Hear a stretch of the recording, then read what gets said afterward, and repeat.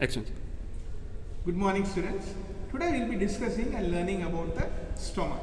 Now you can see here, this is the stomach. Okay, this is how you hold the stomach in anatomical position. Okay, it is, you can see the stomach is J-shaped structure. J-shaped structure.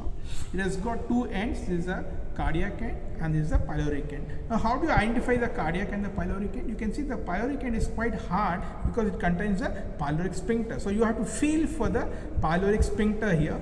Okay, so this end, pyloric end is hard. So that is the pyloric end. This is the cardiac end.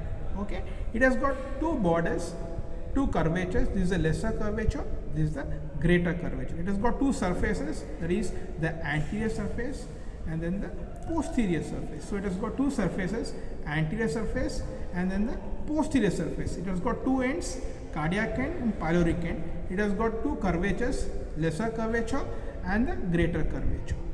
Okay. Now the length of the stomach is around 25 centimeters. Now how do we divide the stomach? Now draw an imaginary line from the cardiac notch. This is the cardiac notch. What you see here, this is the cardiac notch. This is the cardiac notch. So from the cardiac notch, you draw an imaginary line, straight line like this. So whatever part is above this line is known as the fundus. Okay. Now below this line, whatever you see is the body. Now there is one more notch, there is the angular notch here. So you draw one more line here. So the body is from this line coming from the cardiac notch and this line coming from the angular notch. So this one is the body. So where is the body? Body is between the fundus and the pylorus. Now below this line is the pylorus. Okay, so angular notch is here. Along the lesser curvature you have the angular notch. You draw one more line here.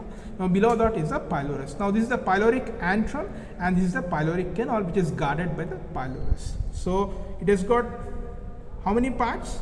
Fundus, body, pyloric antrum, pyloric canal. Four parts are there and two ends are there, cardiac end and the pyloric end.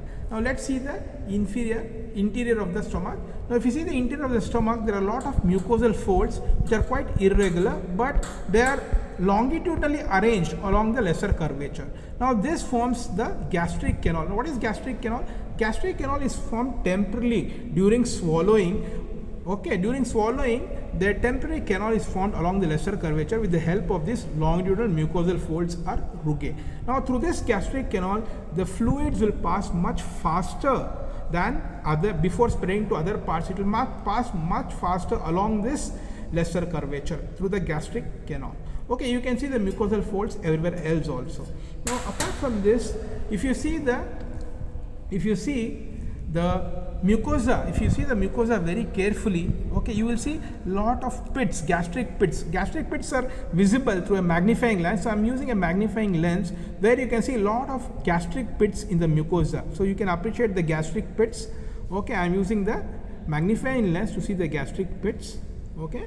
Now what are the attachments? Now to the lesser curvature, you have the attachment of the lesser omentum. And to the greater curvature, it is mainly the greater omentum, gastrosplenic ligament, gastrophrenic ligament, all these are attached. So the main attachment on the greater curvature is the greater omentum and to the lesser curvature it is the lesser omentum. Thank you.